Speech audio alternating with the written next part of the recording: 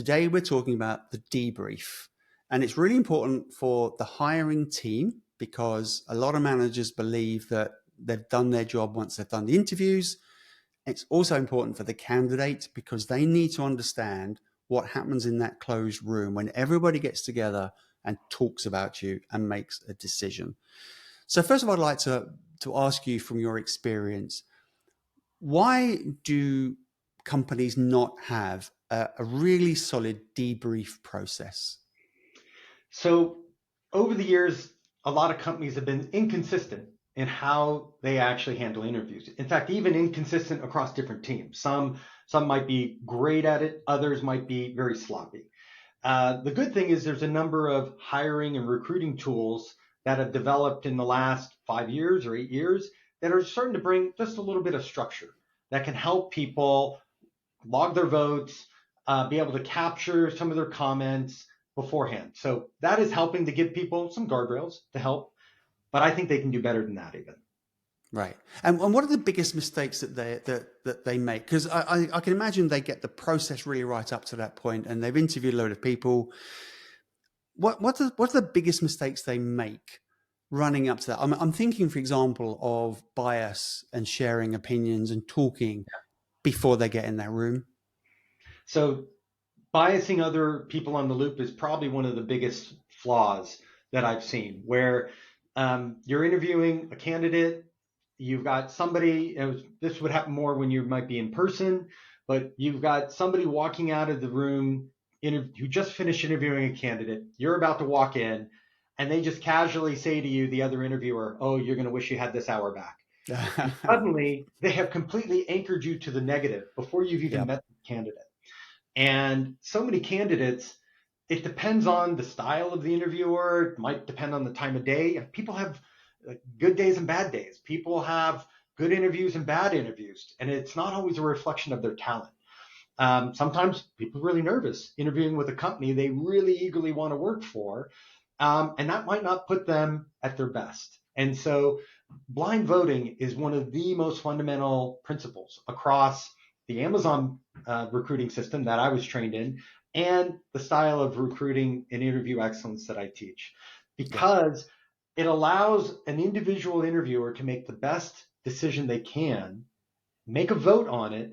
Do not tell anybody in any way, shape, or form your thoughts on this candidate, on your vote, and then get to the blind voting reveal in the debrief where you actually have a second conversation all about Yeah. it. So blind voting is a huge problem. I think the other issue that some people think is they'll end up voting in sequence. So if the first person to talk to a candidate is not inclined, they kill the loop.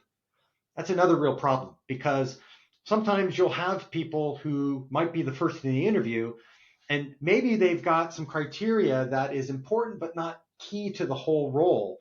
And they end up being not inclined based on something that maybe was very tactical for the whole role. And now you actually cut off a candidate from having a chance to go all the way through. So if you care about finding good talent, you got to be able to invest the time to give these candidates the cycle. And can I ask, so if you have, let's pick a situation where there's one role open and you are hiring for one person and you've interviewed a bunch of people, but you've narrowed it down to, let's just say, 4 people who are potential candidates. Do you hold a debrief for each candidate, or do you get together and say, right, we have 4 people, who's the best person for this role? The ideal way is as a slate of candidates at one debrief, because people are really good at relative comparison, and they could start to assess, well, on this criteria, on collaboration, this person was great, or on strategic thinking, this candidate was great. So, but that only works if you actually have all the interviews in the loops in the same week or 2 weeks, because candidates, top candidates, are a hot property, Yeah, and yeah. you've got to move fast. So if you end up being very slow on your interview cycle, that's your fault. And you may have to do debriefs one at a time, which is more time consuming for everyone in the loop as well. But you got to Right. be able to give a candidate an answer back. But if you're doing pipeline hiring, where, for example, we just need 20 engineers, it's okay to do one by one and just go, Yeah. did they pass the bar or not? And then make a simple decision.